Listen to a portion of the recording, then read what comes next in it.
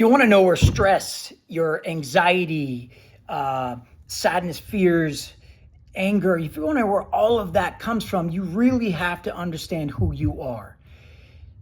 We talked about already how to begin to understand that, all the roles that you play, the values that you have, the goals that you have, the beliefs, the faith, identity that you have, really breaking that down to understand who you are in a full context of everything. We talked about boundaries, the people, places, and things that you surround yourself with, that you walk around this world with. You show up at work, you show up at school, you show up at home. It's everywhere you show up, these people, places, and things. You have to have a good understanding of what those things are. And then finally, you've got to understand, where are you putting? Where am I putting my time, my effort, and my energy as it pertains to those things?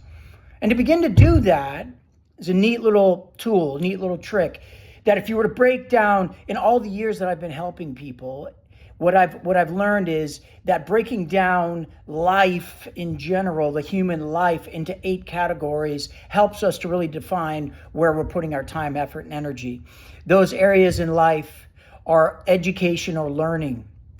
Learning in general, not just institutional learning, but learning, financial, understanding my financial foundations, social and relationships, understanding relationships, including intimacy, employment and career, creating plans to understand where I'm going, even if I'm working at a 9 to 5, that isn't where I want to end up. My enjoyable activities, my hobbies, my faith, no matter what you believe in, putting time, effort, and energy into your faith. Even if you don't believe there's a God, how do you know that if you're putting no time, effort, and energy into that?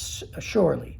My physical health, tremendously important, and one of the first things that ends up going. And finally, hope. And I won't have much hope if I don't look at the time, effort, and energy that I'm putting into the rest of those categories. That, again, is my education or my learning, my finances, my relationships, my employment or career, my hobbies, enjoyable activities, my faith, my physical health, and my hope.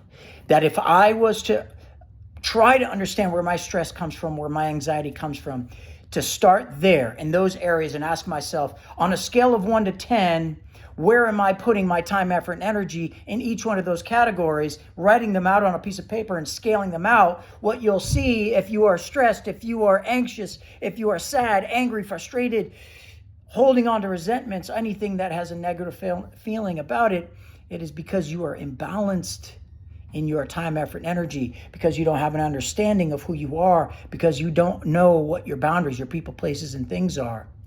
And so to understand that, we start to break down, once we understand our boundaries and who we are fully, we start to break down where we're putting our time, effort, and energy. And if we're stressed, we're going to see that that is imbalanced. That as I look at those 8 categories and I chart them out on a scale of 1 to 10, our hope is that it creates a somewhat even balance. God created a rhythm for us in our life. He tied it right into our DNA. And it's our patterns outside of that rhythm that create stress, anxiety, fear, sadness, anger, frustrations, resentments. It is the patterns outside of the balance that God created for us that creates those things. And to look at those is to help us to understand, where does our stress come from? Reach out to us if you need any help with that at all. We'd love to be able to help. God bless.